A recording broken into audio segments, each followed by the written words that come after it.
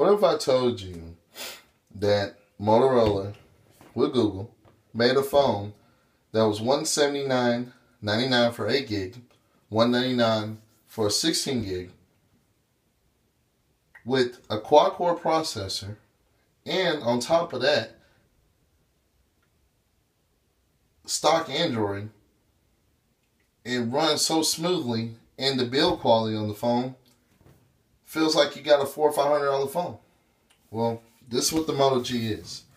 I'm making this video because I see a lot of people on YouTube comparing this phone to a Nexus 5, to a Nexus 4, to the S4, Note 3, and some of those phones you could compare it to because how smooth this phone runs. But for the others, I don't think it's a fair comparison. At the end of the day, you're getting a $200 or $179 phone, but you're getting $400 to $500 build quality, smoothness. I'm sorry. I don't feel like I paid $200 for this phone, and what I mean by that is I feel like I should have paid $300 to $400 for this phone. It's capable of doing what it's done for me, and it's been so good in this past 24 hours since I've had the device that I'm selling my iPhone 5S. Yes, I'm selling my iPhone 5S. Now, I've never been an Android, iPhone fanboy. I like both. You know, they both have their weaknesses and they both have their strengths. But I'm selling my 5S because I feel like I have an Android phone finally that comes with near stock Google experience at a budget price. But what you get with this phone, as you see in the box, it's nothing crazy. You only get a USB charger and some pamphlets and stuff like that nobody really cares about. Now, you gotta understand, they had to cut corners to make this phone as affordable as it is. This is the phone. Now, I don't know if you can tell this because I'm filming this on my iPhone, but the build quality on this phone does not feel like a $200 phone. The build quality on this phone looks good. Now, it's a fingerprint magnet. The other backs that Motorola offers, because you can take this back off. Well, you have to take this back off to put the micro SD card slot in. I mean, the micro SIM card slot is, you have to take the back to get to it. But for the most part, this phone is not cheap. It has a slight curve. It fits real good in the hands. Basically, imagine this phone as a Moto X little brother, because it's basically what it is. It's a little brother to the Moto X, just at a more affordable price. I feel like the Moto X is a very good device, but $550 off contract, no way. That's too much for that phone. I think if the Moto X was like around the Nexus 5, $349, $400, I would definitely get it. But after using this device, I don't think I'm going to waste any more money trying to buy a phone, because this phone just runs so smooth. I can't express enough how this phone runs so smooth. Now, I'm not going to get big into specs, and because I feel like you can have a S4 which has one of the latest Snapdragon processors in it. It's not an 800, but it's a 600. And it still lags because it TouchWiz. This phone has a quad-core Snapdragon 400, clocked at 1.2 gigahertz. It's got an Adreno 305 GPU, yada, yada, yada. But at the end of the day, real-world experience, this phone has not lagged on me. I have all my apps installed on here. I have been running this live wallpaper, and I've still gotten 17 hours of battery life off one charge with 5 hours of screen on time. That is incredible. You will not find any phone like that unless it's running a 3,000 and above battery in it. But this is only running a 2,070 milliamp battery. So basically, I'm getting awesome battery life. I'm getting good call quality.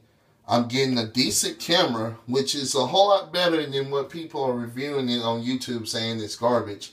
It's not garbage. Now, is this a 13 megapixel camera? No. But the 5 megapixel camera, look at pictures online. Go to XDA. There's a thread about guys taking different pictures of different things on it. And some of them using different camera apps than the stock Motorola camera app that comes in here. And it takes wonderful pictures. It takes pictures that you would think it was taken off an iPhone, to be personally honest with you. And that's 100% no BS. It takes really good pictures for what it is. Then on top of that, it has slow motion camera. So it has the same features as my 5S. Basically, I look at this phone as the Android's iPhone, I guess you can say. Because how smooth it runs, how nothing force closes, no crashing on the apps.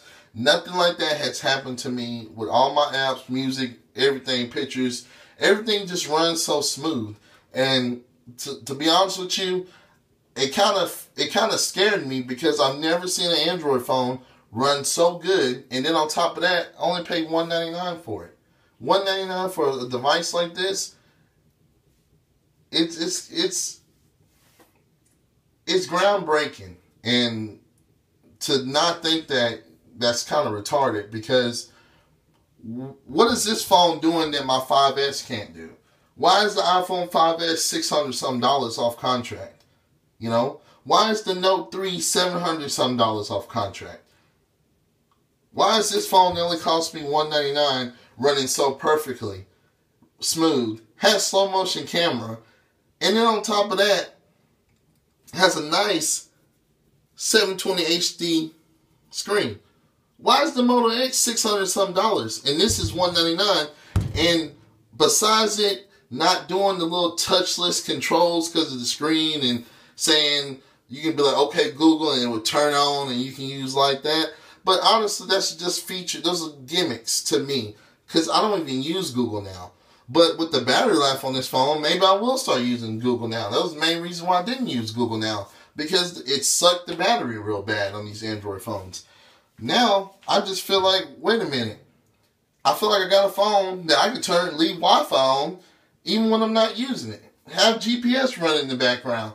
Because even that, I can still probably get about 12, 13 hours out of it. If I'm getting 17 hours out of this phone with heavy use, 5 hours of screen time, and that's just me being cautious, turning off Wi-Fi, GPS, Bluetooth when I'm not using it.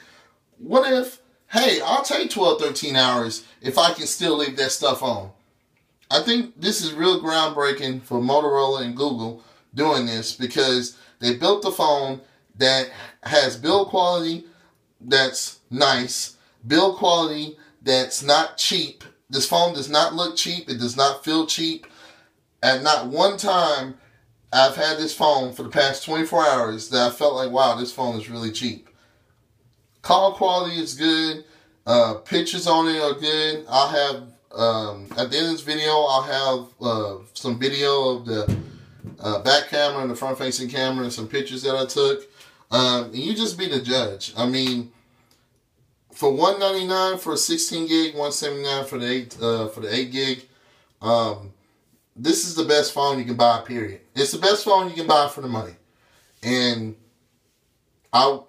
maybe I'm being kind of naive saying it's the best phone you can buy, period, Android-wise. If you know somebody that wants an Android phone and they don't want to spend $500, $600, then the Moto G is their phone. Then on top of that, as of yesterday, Motorola is pushing the 4.4.2 KitKat update to it.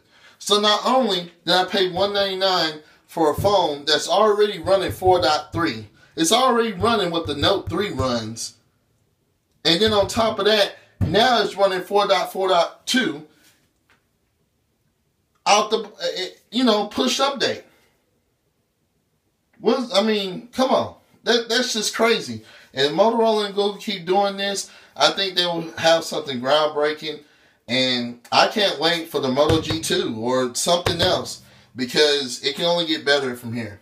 Alright guys, leave comments below of what you want me to review, and I'll make those videos. I just want to kind of like a rant review, expressing what I feel on this phone, because I really feel like this phone does not feel like I have a $199 phone. I really don't feel like I have that. I wasn't expecting much out of this phone, but this is the best phone you can buy for the money, period. In the Android, in any kind of smartphone, doesn't matter what you buy. The only thing I could say even close to this is, you know, the Lumina, some of the 620 series and the 600 and 500 series. But the only thing about Windows is their app selection is nowhere near Android. Nowhere near what Google and the Play Store has become. So I feel like for the money, you can't go wrong with this phone. Please leave comments below and let me know what you want to review, and I'll review those for you guys. As always, guys, just keep funny. Peace. HD camera. Does it sound good? I don't know. We'll see. And the 720p on the back camera. Looks pretty good on the phone.